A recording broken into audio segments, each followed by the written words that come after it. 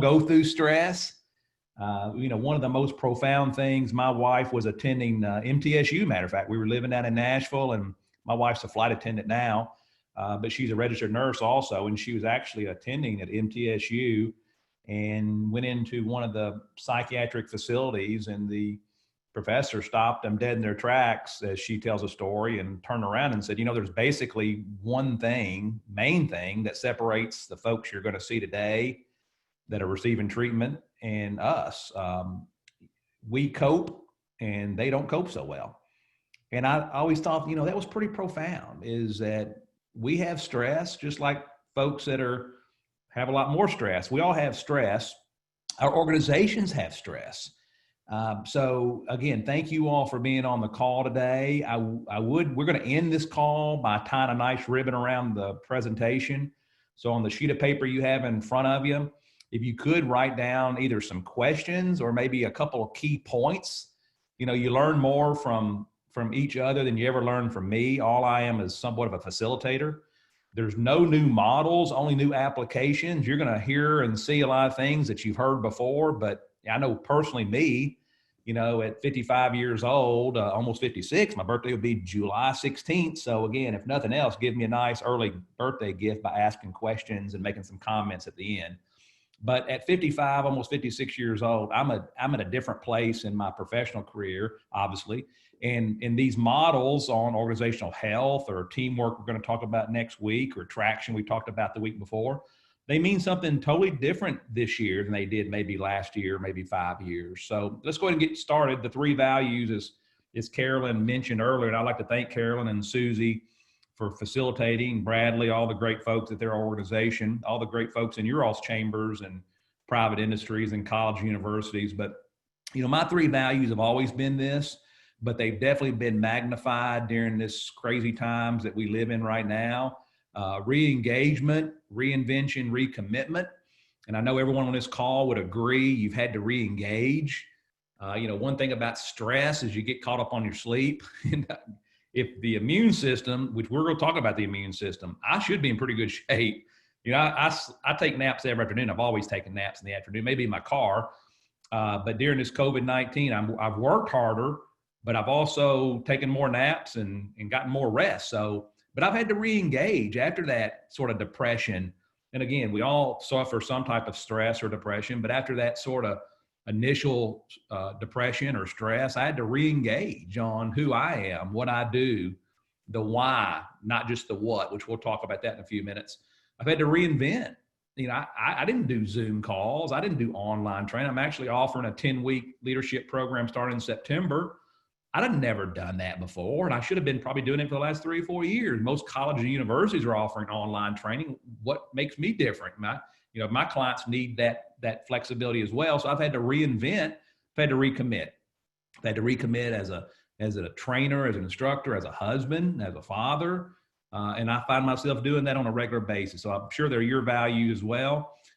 Let's talk about stress management. And I think it was Plato that called these folks well-ordered souls. I love that term, well-ordered souls. So we're going to talk about maybe how we can all be a little bit more ordered, more well-ordered souls on the stress management part of it. Sort of a caveat on this part, a disclaimer, not that any of you all would take my advice and use it to that degree, but my workshops, advice, coaching, books, comments are definitely not a substitute for the medical advice of your physician or the counseling advice of your therapist.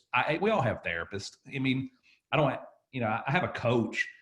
Tiger Woods has a coach. And that's one thing I do a lot of right now is coaching. And we all need that some person to talk with or talk to. So, boom, demystify that for myself, that it's okay to have that therapist, to have that coach. I've got one. And my goodness, it helps out just as sort of a sounding board. I start every workshop with an action plan. And I would suggest on the paper you have in front of you, put one down, the what. You may say, listen, I'm going to go out. Greg Coker talked about this book by Viktor Frankl, Man's Search for Meaning. I'd heard that book before in college or high school. I'm going to go out and buy it. And that's exactly what I did 6 months ago. So the what might be buy the particular book. Of course, you're the middle person. And then when? This afternoon, or maybe call someone out of the blue, or maybe go, secure that that coaching that you might have been thinking about all along. So that's the action plan. We'll end with that today as well.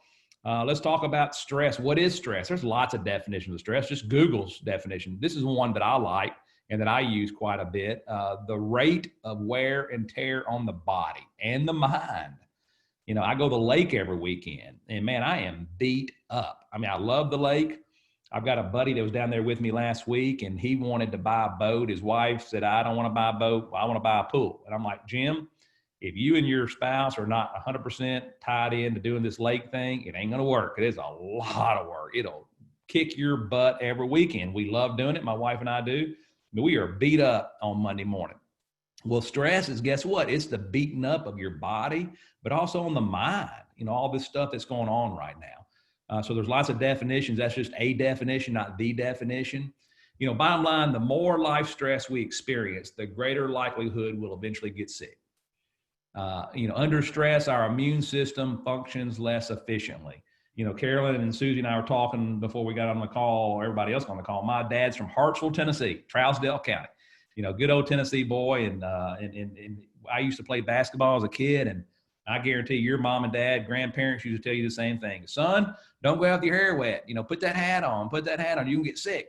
Well, that was good advice, but I found that I'd go outside soaking wet. I could run around with no clothes on and not get sick. But sometimes I'd put coats on and hats on and I'd still get sick. Again, probably the bigger predictor was our immune system.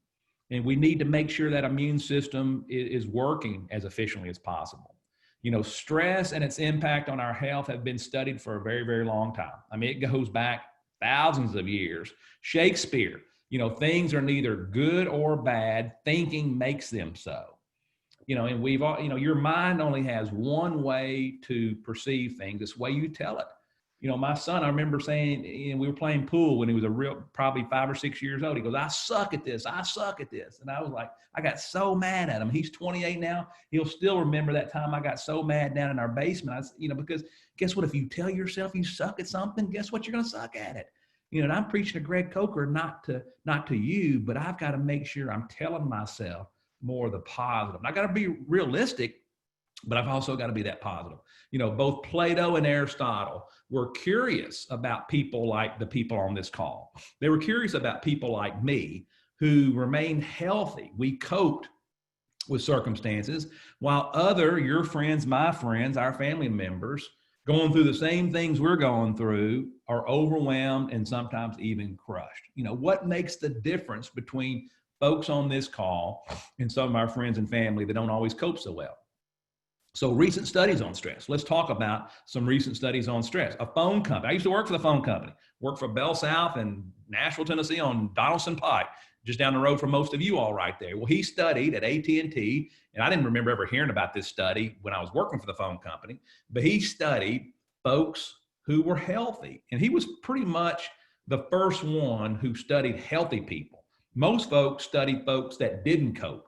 The ones that, like my wife, I was telling you about, visited there at MTSU, or not at MTSU, when she was there at MTSU in the psychiatric hospital. Most people studied those folks. Dr. Hinkle went into the phone company and he studied employees who called in sick. You know, what was the reason for them calling in sick? What was the frequency, the time of week? Not surprisingly, or maybe surprisingly, more people called in sick on Mondays and Fridays.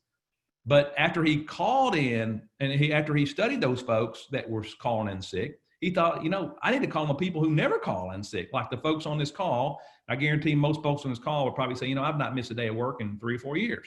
Probably should have stayed home very often. And now, given all this COVID-19, we definitely need to stay home when we don't feel well. But with your psyche in mind, we typically are the ones that we may not feel great, but guess what? We pick ourselves up. So what was some of Dr. Hinkle's findings? The more life stress an employee had, the greater likelihood of getting sick. Duh. So, you know, stress management is not only the right thing to do, it's an organizational issue. It's a business issue. You know, your insurance premiums are going to be a lot higher. You know, there are multiple risk factors for disease, just not the germ, you know, because there's germs everywhere. And if it was just the germ, then we'd be sick every day of our lives with all the nasty stuff that I touch and pick up as a kid, especially drinking out of water hoses, you know, things of that nature. But there are multiple risk factors for disease, just not the germ. What Dr. Hinkle found is those that coped did so in two basic ways. They pulled themselves up by the bootstrap, and they had friends and family they can depend on. Well, that's not overly surprising, but guess what? We've got to ask ourselves, do we take charge of the situation? Do we have friends and family we can rely upon? Do we take advantage of them? And I don't mean to say that bad, but they're out there for us. I saw something on Facebook a couple of months ago that said the people you need to check in with are the Greg Cokers, or the Carolines and the Susie, the ones that are always upbeat. I'm always upbeat, but guess what? You need to check on me.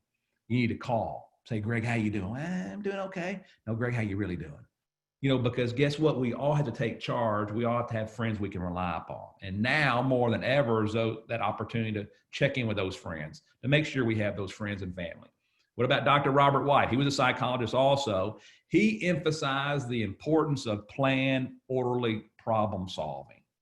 And my daughter and I were talking, she's 26. We were talking yesterday, and I don't know how we started talking about stress, but she's talking about, I know it was her significant other, Chris. She came home and she said, he goes, I'm sorry, Abby, I've not been doing my weight around the house. I cleaned up. And she goes, my gosh, she goes, I was irritable when I drove in the driveway. She just knocked her and binged her car in the garage. I was getting ready to go in the house and start complaining about the garage being too small. We needed to move, blah, blah, blah. And she goes, but Chris had cleaned everything up.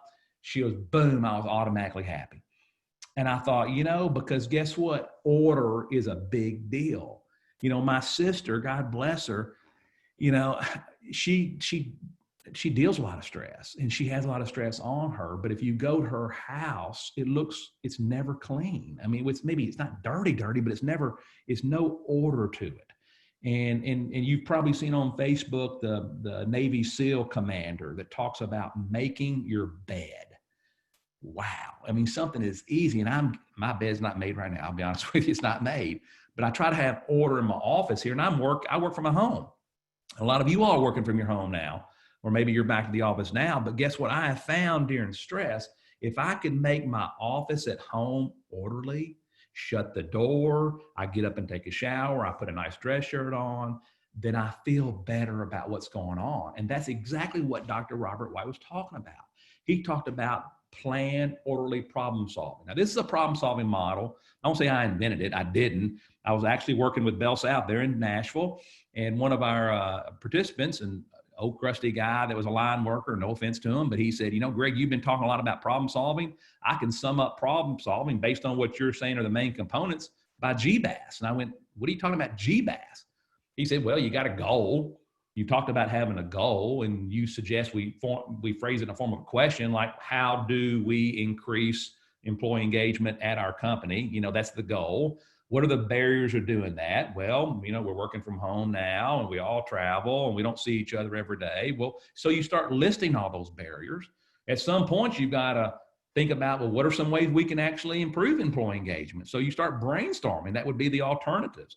He said, at some point, you've got all these brainstorms that you've gone around the room. You got to, at some point, start selecting 5 or 6 of them. And then at some point, you've got to talk about this action plan. You always talk about the what, the who, and the when. You got to put it on action plan, because that last S there, that sequencing, is an action plan.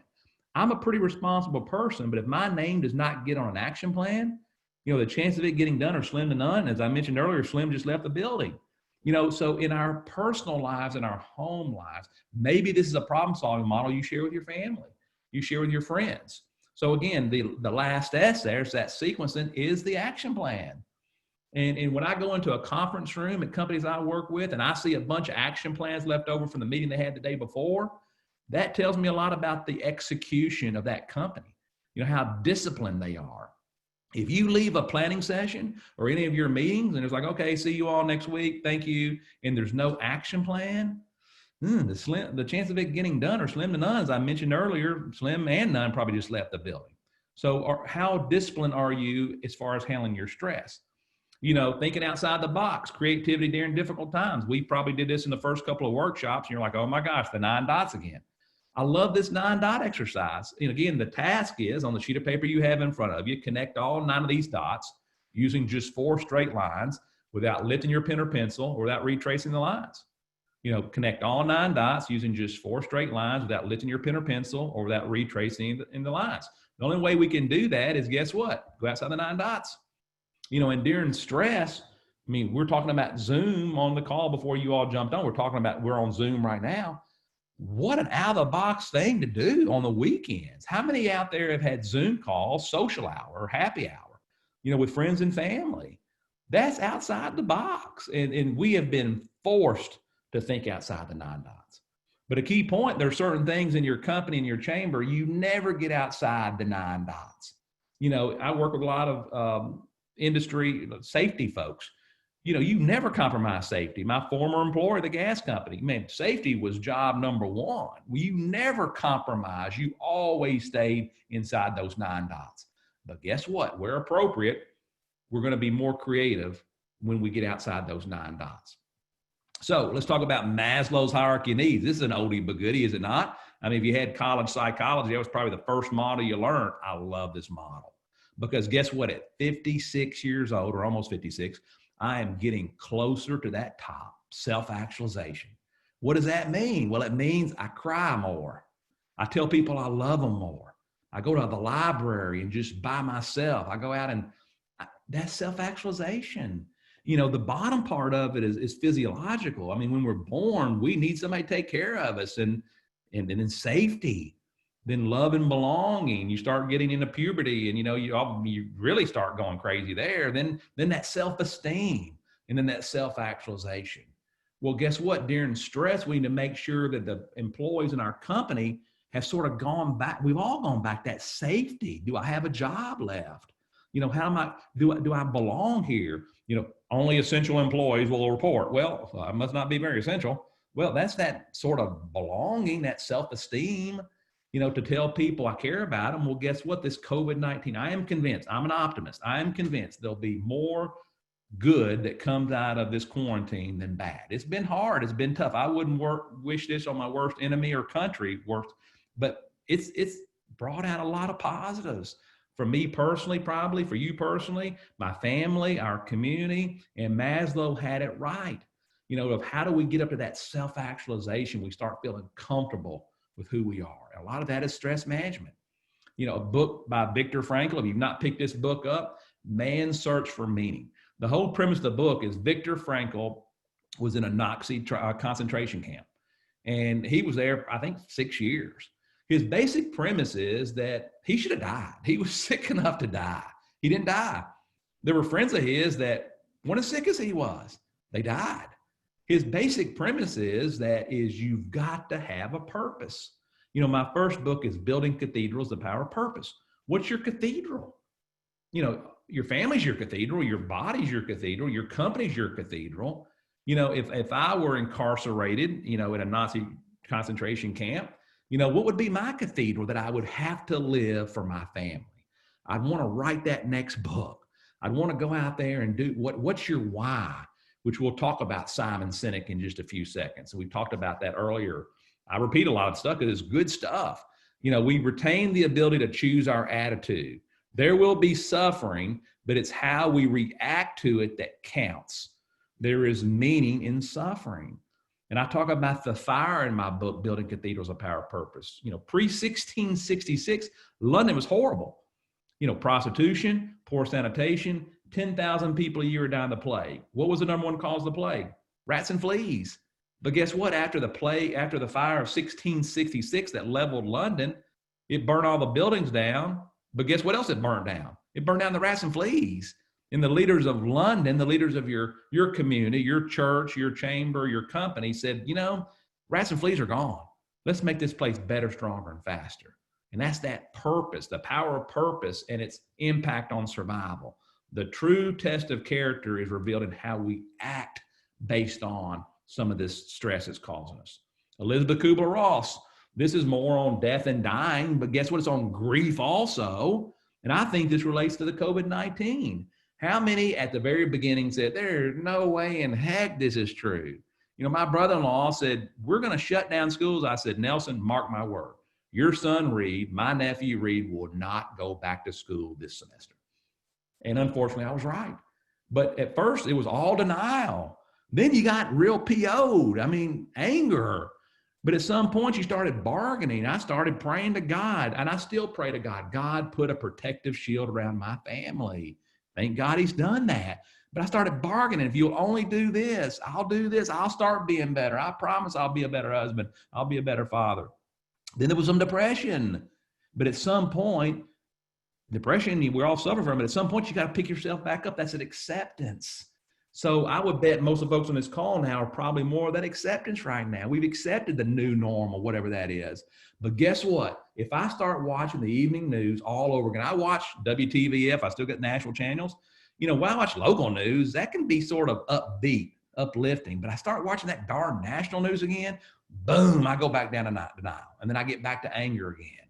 So I can control how I react, but there are stages. You've got to ask yourself, what stage are you in? How do you make sure you try to come up there that far right? You know, what are the stages of team growth, of your family growth, of your organizational growth? There are definitely stages of organizational growth. You know, teams go through predictable stages. If you've ever been in my workshops, I talk a lot about this. You go through form, you eventually go to storm. The irony of storm is you'll never get to norm unless you go through storm. But guess what? Storm does not mean attacking each other. It means attacking the issues. And most organizations I work with are either stuck in storm or want to address storm. You'll never get to norm as a family unless you go through storm. Now, in the truest sense, if Carolyn and Susie and Bradley and others are there to perform and they hired me, guess next week or something, I just take the team back down to form. Anytime there's a change in your team, you automatically move back down to form. So as leaders during stress, guess what? You're definitely having to navigate through this. So the key question this morning is, where is your family right now? Have you started to norm? Are you stuck in storm? Have you addressed all the issues? You know, what about your company? Where are you? This next slide here talks about conflict. And what I find in teams is they don't always deal with conflict. They don't like that storm stage. The irony of the storm stage is you'll never get to norm unless you go through storm. So this is called the conflict continuum. You know, in the middle is where we probably should be. On the left is no conflict, artificial harmony. Now, how many have been in an organization like that, where everybody, the boss person comes in, she comes in, he comes in, they're looking around like, well, everything must be going great. Everybody's getting along with each other. Not really. It looks that way. Not really. Then on the far right, you definitely don't want to be here. That's that negative, mean-spirited, harsh conflict. And you've probably, unfortunately, been a part of teams like that, where we're just beating each other up. You know, the key is to be right there in the middle. And that's the storm stage with form, storm, norm, perform. But guess what happens right there? In my experience, most teams reside where that yellow dot is right there, artificial harmony. Now, the ideal might be a little bit closer to the middle, the green dot right there. If you slip over a little bit to the right, you can recover. And how many have gotten situations where I maybe crossed the line right there? Hey, Carolyn, I'm sorry. Okay, Greg, I know you didn't mean it. You can jump back there. But guess what? If you're over there on that far right on the recovery, could be very difficult. So you've got to ask yourself, where's your team? Where are you? And where's the conflict? Is this causing stress in your organizations? You know, so what's the comfort concern zones that far left, the danger zones that far right? So the key question is, where's your team? Where's your organization? And from a stress management standpoint, this could be causing a lot of stress in your organization. A person with a why to live can bear almost anyhow. You know, Friedrich Nietzsche said that, the German philosopher. So what's your why?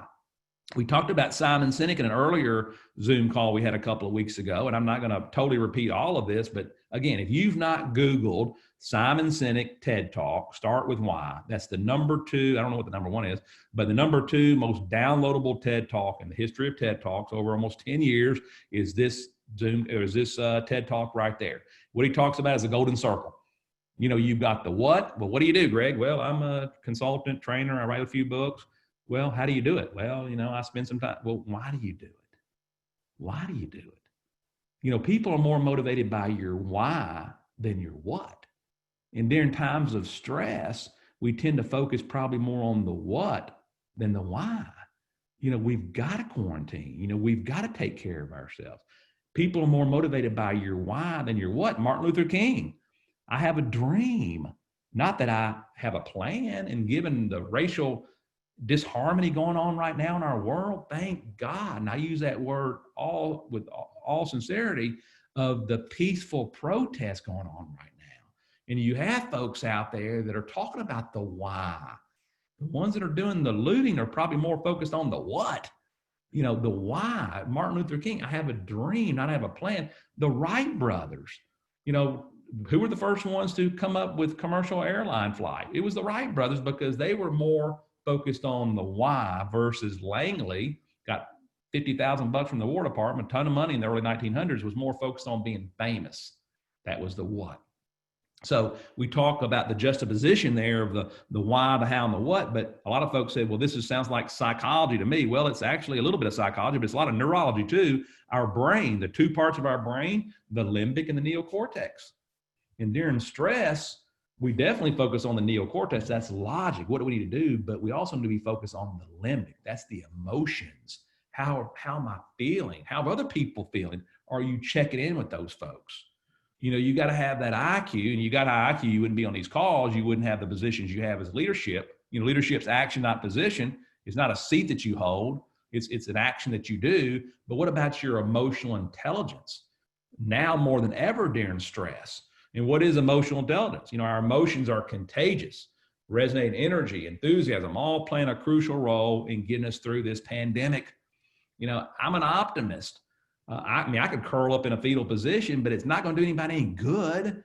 And I think my optimism for my team, I got to be realistic, and I can be a little bit too pie in the sky. And folks have to say, Greg, I know, but dude, you can't be unrealistic.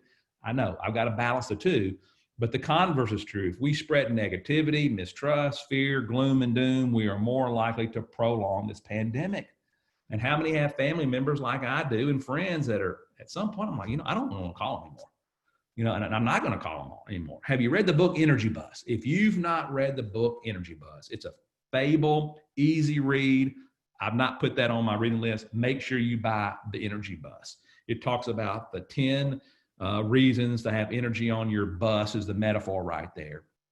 And it's a phenomenal book on positivity. We will excel just not through being smart, our IQ, but how we connect with other people. So what are the 4 components of emotional intelligence? Number 1, self-awareness. You got to be aware of what makes you the best you can be. You've also got to be aware, if you're not careful, how you can be your biggest obstacle. Self-management. You've got to manage that temper, and I've gotten one, and I'm guilty of it more with my family, and I'm sorry for that. I've got to manage Greg. Social awareness. The cliques. We naturally want to hang out with people we feel more comfortable, but guess what? During stress, we probably want to reach out to those folks that we may not hang out with at the office to check on them. In relationship management, if you've got an issue with someone, you got to solve it. Folks that have emotional intelligence, my 3rd book is called Healing the Wounds, Forgiveness and Reconciliation in the Workplace. All 3 of my books are downloadable on my website. That's the basic premise, is forgiveness is a choice, not an emotion. If you wait till you feel like forgiving someone, you're likely not to do it. And reconciliation does not necessarily mean resolution. So I suggest forgive, reconcile, but don't dredge up the past. Go out and have a coffee, because very often the stress in my body is that cancer I'm feeling is because I hadn't forgiven that person. Or I've forgiven them, but we just haven't reconciled. So strive to understand and appreciate and adapt our general approach based on their needs and preferences. One of my favorite models is called social styles. It says we tend to look out of all 4 windows of these worlds. You look out of them, your family members look out of them. Guess what? My experience, I'm sure yours, during stress, we typically go to our most preferred style, maybe being that drive or analytical, which is fine, but are we being expressive on saying, folks, we're going to get through this, or amiable of reaching out and saying, what can I do for you? Or if you're that expressive, amiable, that's great. But that driver saying, well, Greg, you're positive, you're optimistic. The bottom line, you got to get out of business. That's the driver. Or the analytical is saying, what do you want me to do this week? What are the 10 things we need to do? Because guess what? For the analytical, if you're not providing that detail, that's stressing them out. For the driver, if you're not giving that bottom line, what's the purpose, you're stressing them out. The expressive, if you're not letting me be expressive, you're sort of stressing me out. I need to be. Last night I rode my bicycle and I rode more than I usually ride. You know why? Because I went by my friends' houses because I want to see them out in the yard. That's not only am I getting exercise, I get my energy out for other people. So if you're sort of keeping me in my office, then guess what? That could stress me out. Get me out. Let me go out and buy people lunch and give them, the amiable part of it is if you're not letting folks feel like you trust them, then that could be stressing. The amiable folks are feeling all this right now. So the key question is, are you making sure you're hitting every one of these family members? Are you making sure you're taking care of you? My wife's a flight attendant. She flew last night out of Nashville, came back last night. If I were there on the flight with her, which I wasn't, I can see her now. She stands up. You can see her now. In the unlikely event, there's a decrease in oxygen. The mask falls down. Who does she say put it on first? You. Guess what? You can't handle and you can't help other people manage their stress if you're not handling your stress. Now more than ever is that need to make sure we're putting the mask on ourselves. So what are these characteristics of stress-resistant people?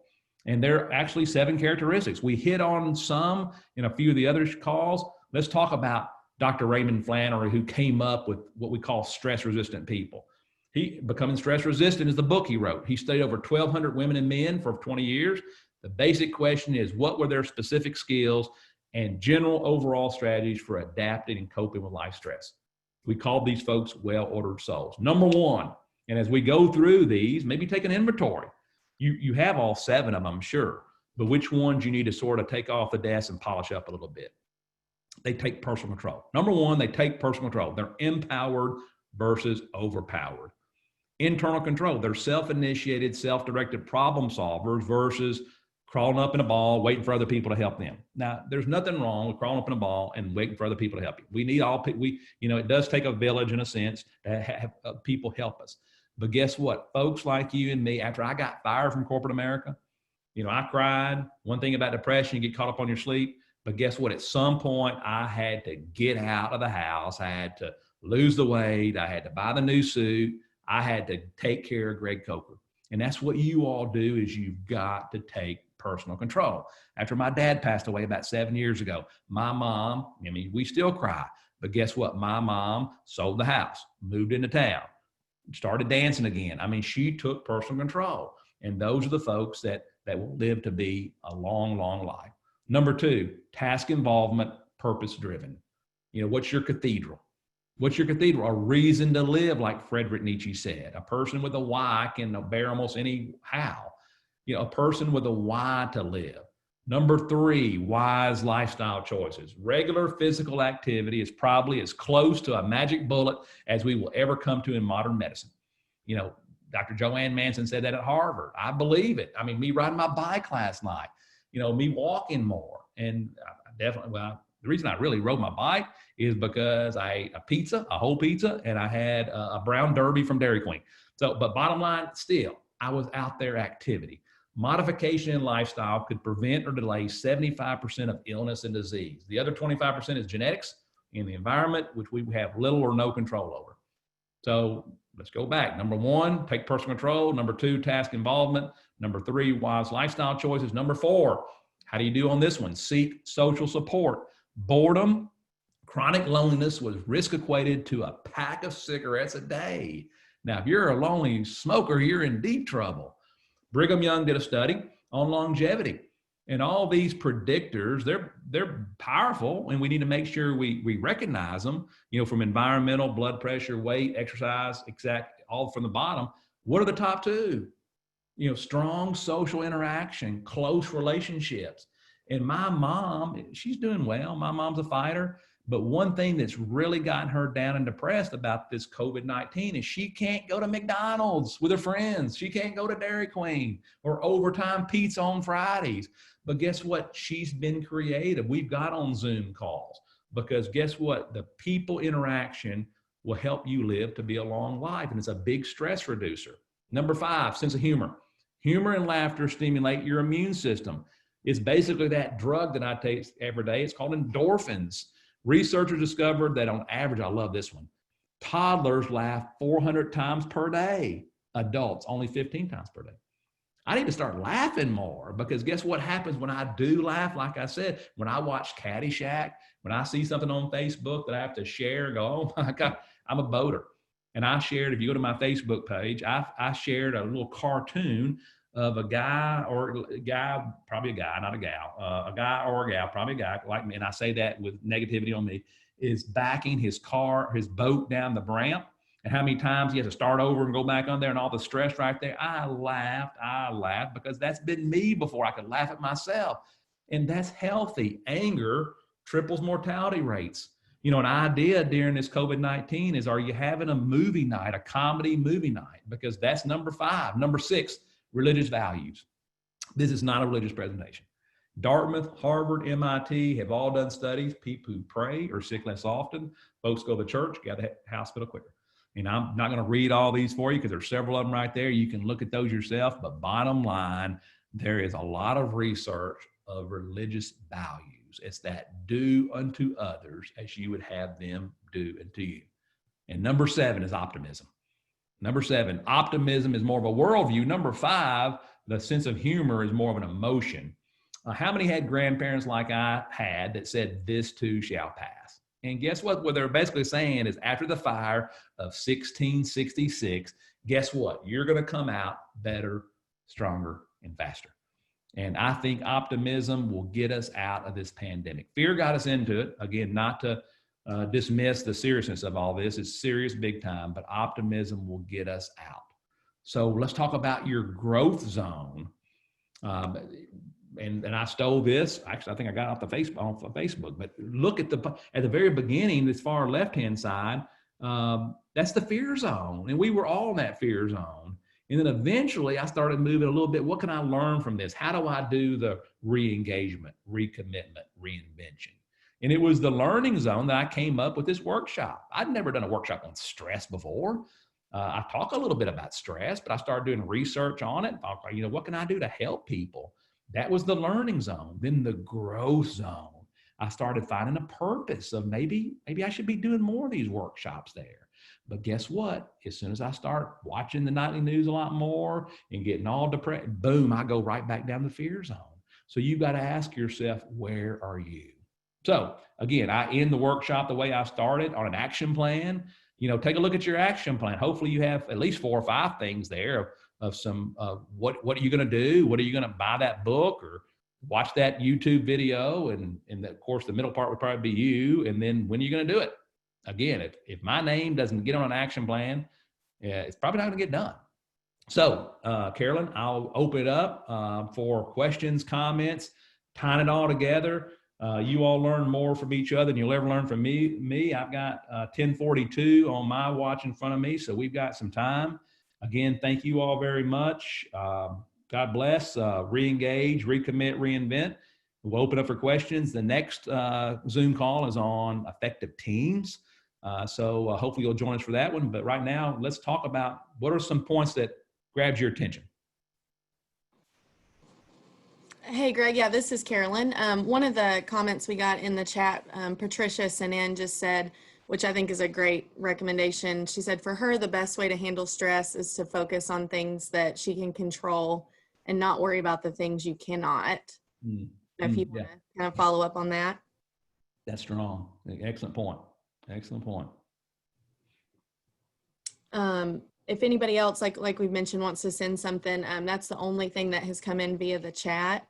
I will say for me, kind of along those same lines, I would agree. I think on certain days, the higher the stress, you know, focusing task by task and just getting one thing done at a time can definitely alleviate personally some of that for me.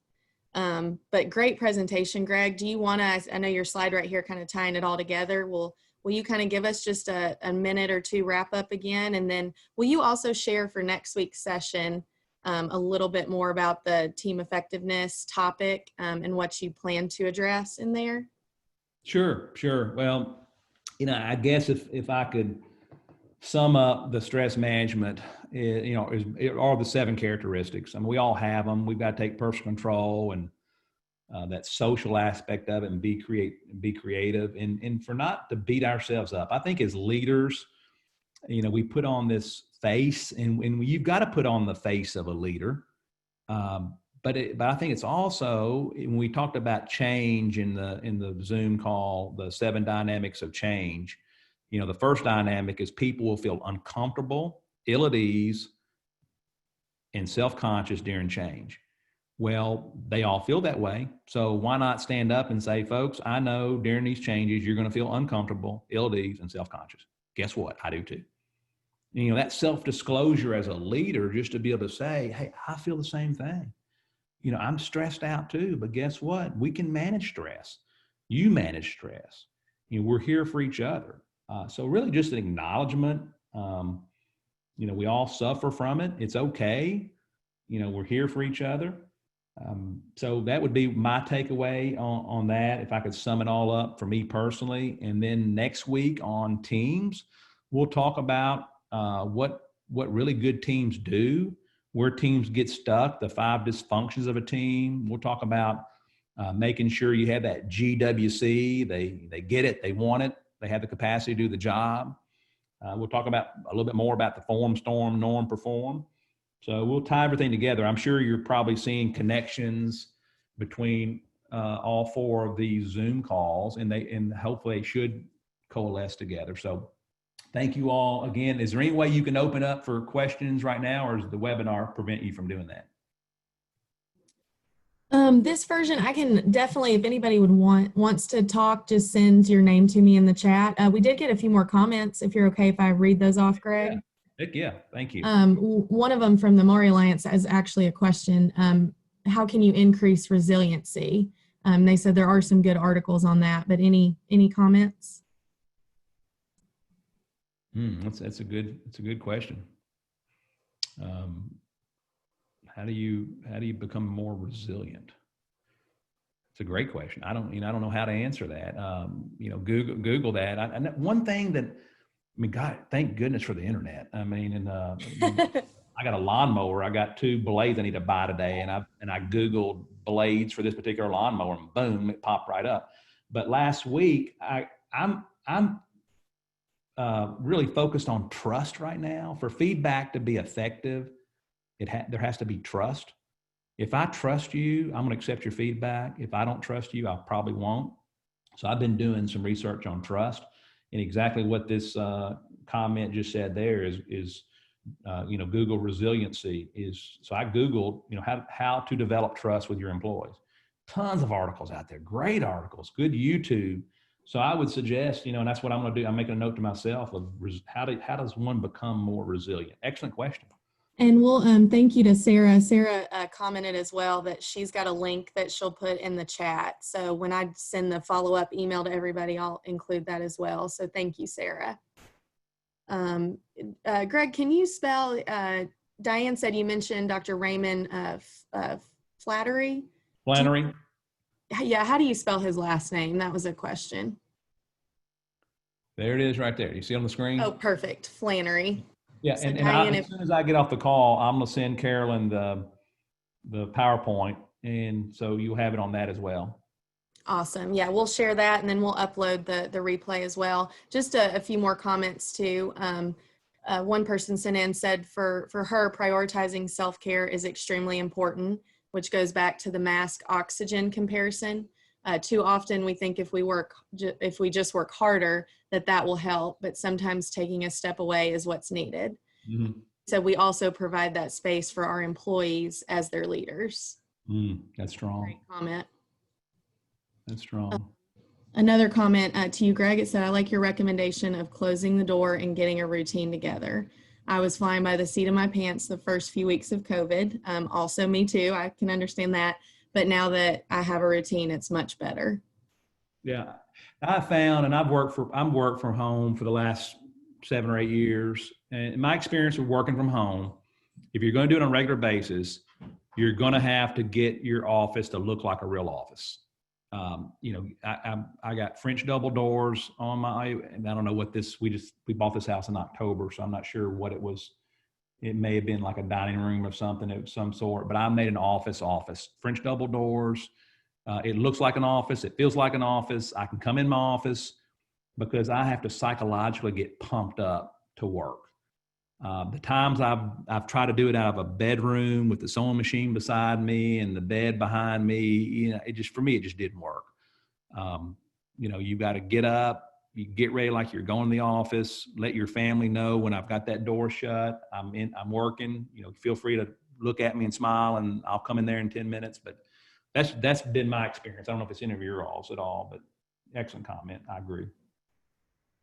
Yeah, those were great follow-up comments. So thank you guys. And Sarah, thank you again. She's going to email the link that she has about resiliency as one reference for that. But Greg, thank you so much. I think we are right at the 50 minutes.